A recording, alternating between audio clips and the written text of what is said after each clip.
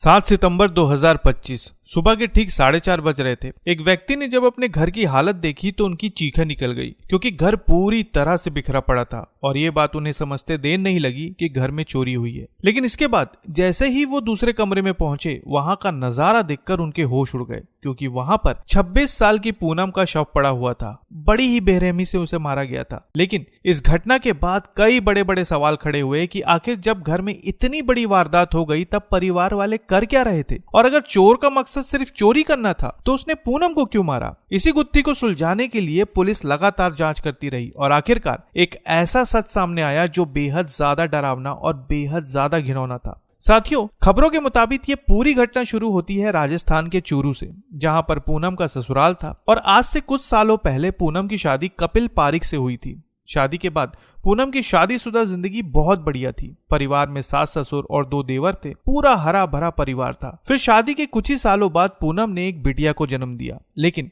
इसके बाद पूनम के पति कपिल पारिक हैदराबाद में जाकर बिल्डिंग मटेरियल का काम करने लगे और पूनम राजस्थान के चूरू में अपने ससुराल में रहकर ससुराल वालों की सेवा में लग गई। धीरे धीरे वक्त गुजरता गया, लेकिन फिर आई 7 सितंबर की वो सुबह जिसने पूरे प्रदेश को हिलाकर रख दिया। 7 सितंबर की सुबह ठीक 4:30 बजे पूनम के सास ससुर घर को बाहर से बंद करके मंदिर चले गए और घर में अब पूनम, उनके 2 देवर और उनकी एक बेटी थी। लेकिन जैसे ही सास ससुर वापस आए और उन्होंने जब घर का नजारा देखा तो उनके होश उड़ गए। घर पूरी तरह से अस्त व्यस्त पड़ा हुआ था। उन्हें लगा कि घर में चोरी हुई है। फिर धीरे से वो जैसे ही पूनम के कमरे में पहुंचे तो वहां का नजारा देखकर उनकी आंखों के आगे अंधेरा छा गया। कमरे में पूनम का शव पड़ा हुआ था। बड़ी ही बेरहमी से उसे मारा गया था। ये सब देखकर पहले तो पूनम के ससुराल वालों को कुछ समझ में नहीं आया कि आखिर वो करें तो क्या करें। फिर किसी तरह से उन्होंने अपने आप को संभाला और तत्काल इसकी सूचना पुलिस को दी। कुछ ही देर में पुलिस मौके पर पहुंची। उन्होंने अच्छी तरह से घटनास्थल का मुआयना किया और फिर फॉरेंसिक टीम की मदद से पुलिस बारीक से बारीक जानकारी इकट्ठा करने में लग गई।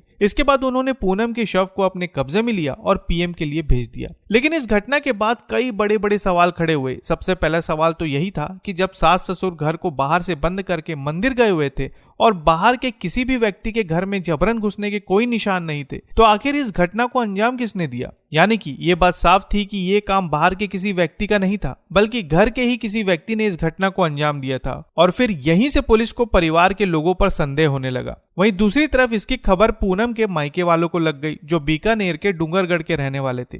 और जैसे ही उन्हें इस बात का पता चला, उनके पैरों तले जमीन खिसक गई। सूचना मिलते ही पूनम के मायके वाले तत्काल वहां पहुंचे और उन्होंने अपने स्तर से जानकारी जुटाना शुरू किया। इसके साथ साथ उन्होंने पूनम के ससुराल वालों पर कई तरह के गंभीर आरोप भी लगाए। पूनम की मौत के बाद आरोपियों को पकड़ने के लिए पूनम के परिवार वाले और उनके समाज के लोगों ने एक विशाल रैली निकाली। ये रैली लाल मैदान से होकर गांधी चौक तक गई, जिसके बाद गांधी चौक पर एक आम सभा का आयोजन किया गया, जहां पर चूरू के एएसपी किशोरी लाल को ज्ञापन सौंपा गया। और फिर एएसपी ने उसी वक्त लोगों को आश्वासन दिया कि आने वाले 7 दिनों के अंदर इस मामले की पूरी जांच करके आरोपियों को गिरफ्तार कर लिया जाएगा। और हुआ भी वैसा ही। इस गुत्थी को सुलझाने के लिए पुलिस लगातार कोशिश करती रही। बड़े ही गुप्त तरीके से पुलिस ने पूनम के ससुराल वालों के बारे में पता करने की कोशिश की। उन्होंने आस पड़ोस के लोगों से उनके बारे में जानने की कोशिश की कि आखिर ये लोग कैसे हैं। क्या ये लोग पूनम को तंग करते थे, मारते थे, पीटते थे? इस तरह की सारी जानकारी पुलिस इकट्ठा करने में लग गई। इसके बाद कड़ियां जुड़ती चली गई और फिर पुलिस ने पूनम के देवर हितेश पारिक को शक के आधार पर हिरासत में लिया और पूछताछ शुरू की। लेकिन यहाँ पर सबसे बड़ा सवाल यह था कि आखिर पूनम के देवर हितेश को हिरासत में क्यों लिया गया और इसके पीछे की वजह क्या थी। असल में